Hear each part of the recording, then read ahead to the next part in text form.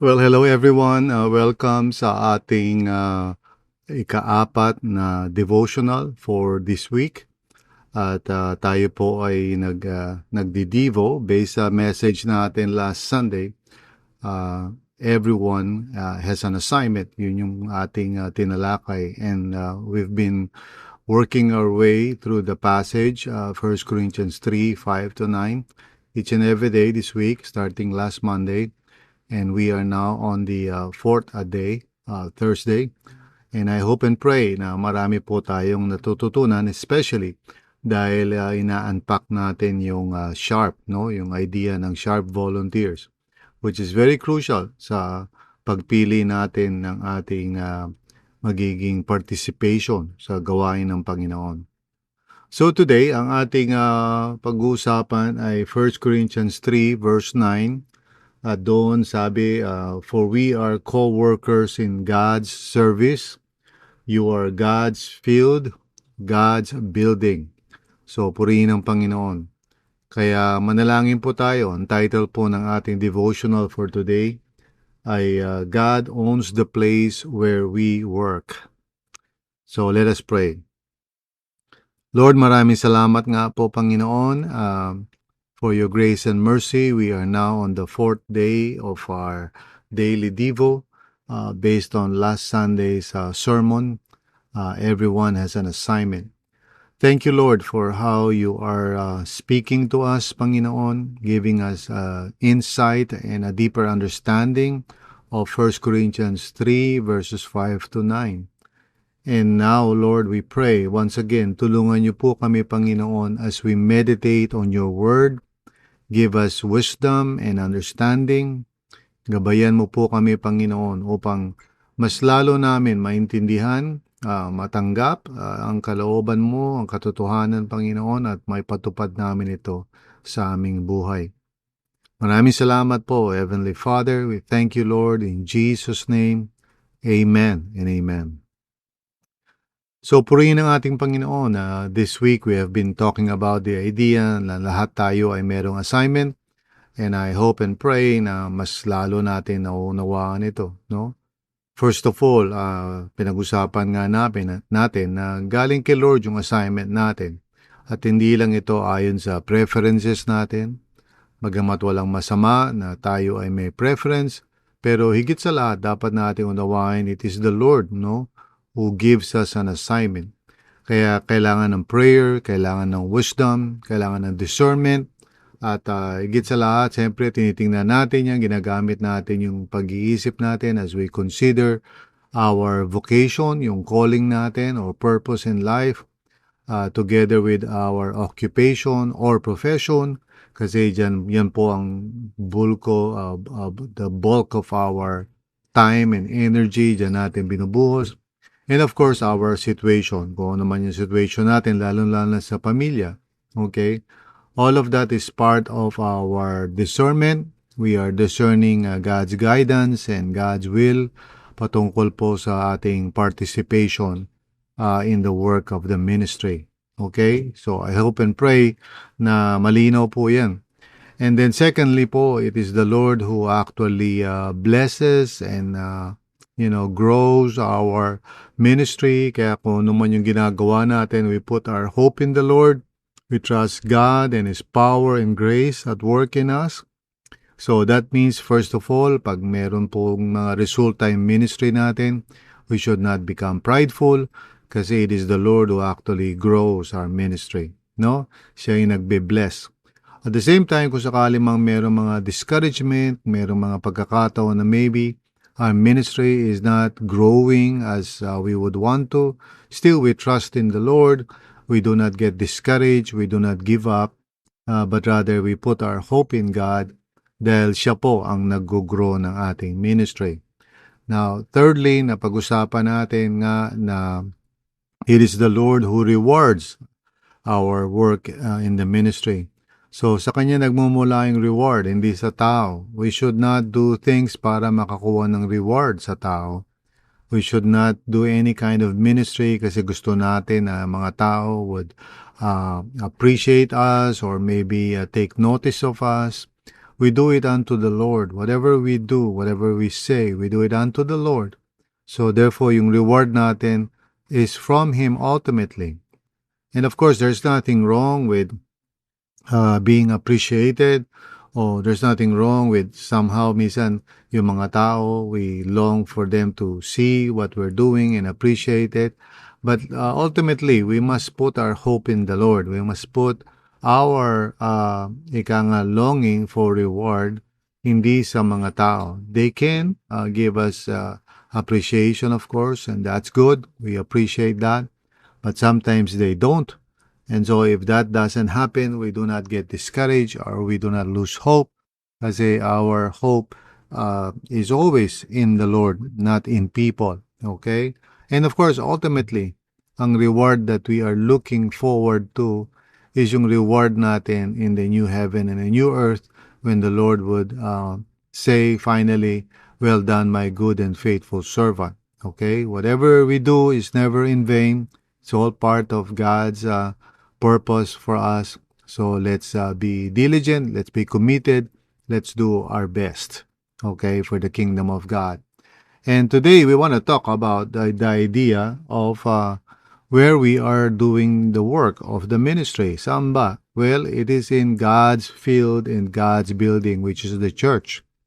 So we do not own anything. Okay, number one, we have to be very aware of that na si Lord ang nagme-may-ari ng ministry, nagme-may-ari ng church, and we are just co-laborers. We are just assigned, to work. Some of us may be doing something na sabihin natin more prominent. Like for example, every Sunday I preach, so nakikita ng mga tao yan.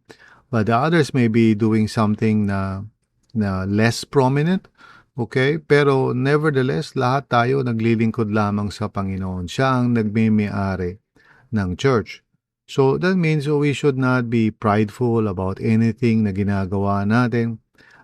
Also, we should not be parang entertaining the idea na of building our own little kingdoms. Kasi minsan nangyayari yan in the church. We have a silo thinking, meaning may ministry tayo and we don't care anymore about what's going on in the rest of the church.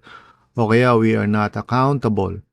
Hindi tayo nagre-report. Hindi tayo nagsasubmit sa proseso, or we do not talk with our supervisor or our coach. Parang nagsosolo lang tayo. Hindi natin nire-report yung gawain natin. We are not accountable. Hindi tayo pwedeng tanungin sa ministry natin. At lalo ng problema yun pag walang coordination. Hindi natin sinasabi kung ano yung ginagawa natin. Let's say may event tayo, hindi natin nilalagay sa RLCC calendar. So all of that is a sign na parang we're thinking of our own little kingdom. We're just doing what we want and maybe it's unto the Lord, which is good naman. Kaya lang, we are working kasi as workers together. Ibig sabihin, magkakasama tayo in God's service. Yun ang sabi ni Paul.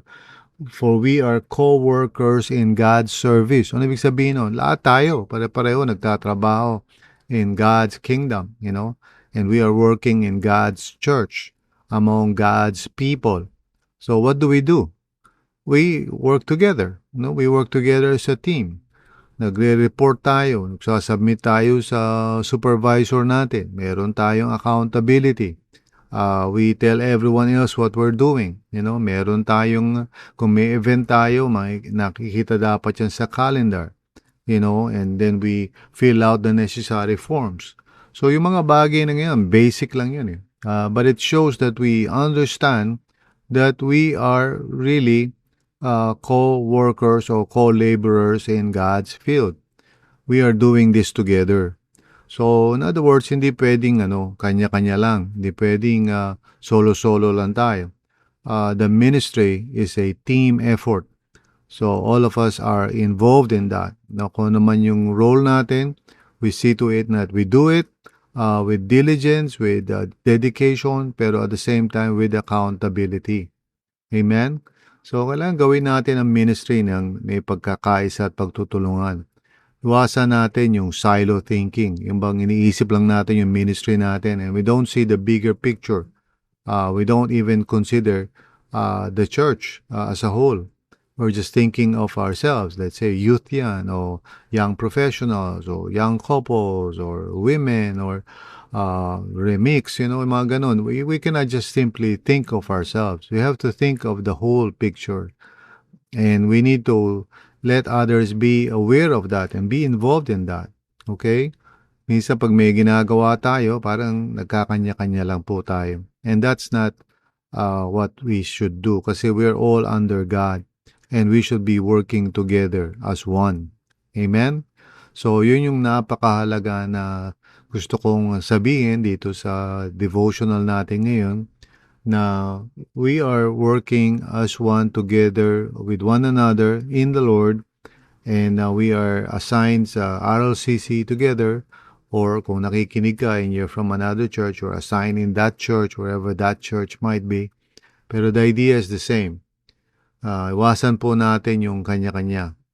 Yung parang concerned lang tayo sa sarili nating mundo and we are not, working together with others in the church. There should be accountability.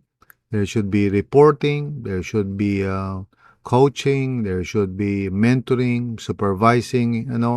All of those things is part of a well-ordered ministry, na merong effectiveness kasi team tayo. We're all working together.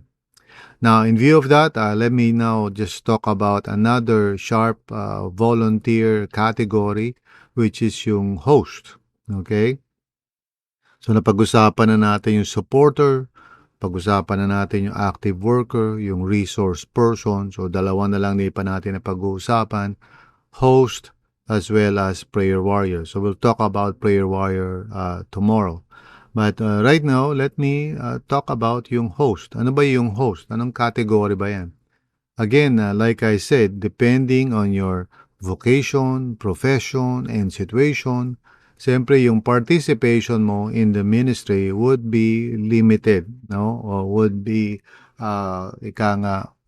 defined by those three things that I mentioned, okay? Vocation, occupation or profession, as well as situation in life.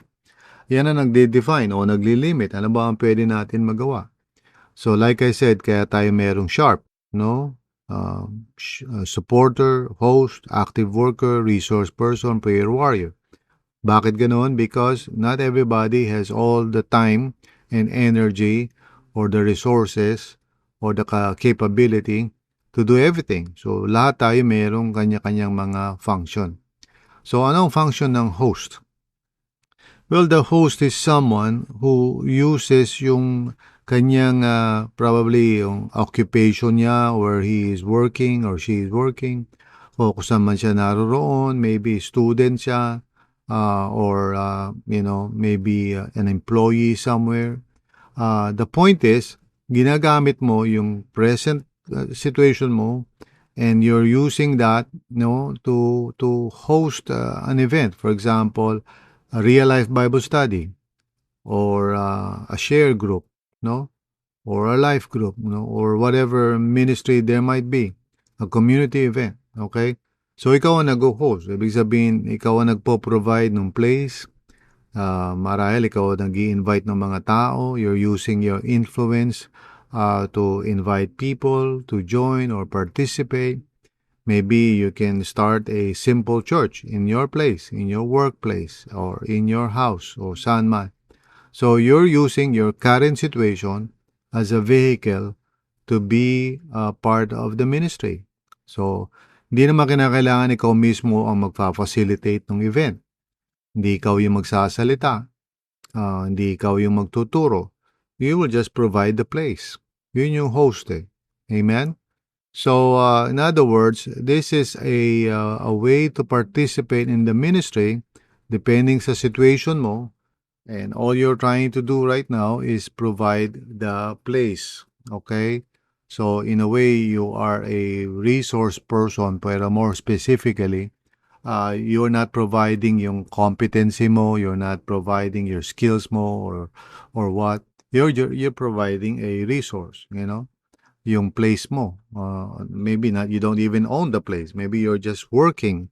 Pero posible in your position siguro to use the canteen, or to use a location doon sa kung saan ka man naroon, maybe in the school, maybe one of the classrooms, maybe one of the function rooms, ganun. Or maybe just your house, okay?